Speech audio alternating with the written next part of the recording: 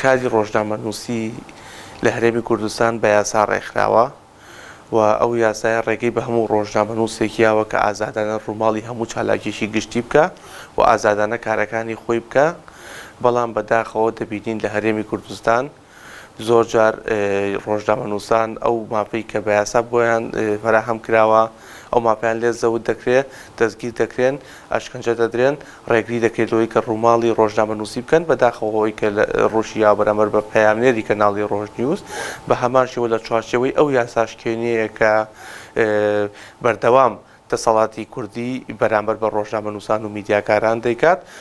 بەداخەوانێک کە لە ئێستادا ڕێکخراوە جیهانیەکان و ڕێکخراوی سیپیچەی وەزیاد لە 100 ڕێکخراوی نێودەوڵەتی کە حملەیەکیان دەست پێ کردووە بۆی کە داوا لە حکومەتی وڵاتان دەکەن کە زیندانەکان خاڵی بن لە ڕۆژنامەنووسان و چالاکوانی مەدەنی بەهۆی پەتای کۆرۆناوە. بەداخەوە دەبینین حکومەتی هەرێمی کوردستان هەرچەندە ئەوەی کە ئیدعای ئەوە دەکات کە ڕێگە نادات کە کەس لە زیندانەکان بێت و کەرەنتینی ڕاگەیاندووە، بەڵام بەداخەوە دێت بە پاساوی لاواز ڕۆژنامەنووسان زیندان دەکات کە خۆیمە لە خۆیدا کارێکی پێشەوانەی ئەوەیە کە ئەو بەڵێدانەیە کە خۆی دەیدات. بۆیە بەداخەوانە لە هەرێمی کوردستان بەردەوام ڕۆژنامەنووسان و چالاکوانانی ماپەکانی مرۆڤ ڕوبەڕووی پێشەلکاری زۆر دەبنەوە. دیارە یاسا هەیە، بەڵام لە ئێمە کێشەمان جێبەجێکردنی یاساکە هەیە. بەداخەوانێ دەبینین زۆر جار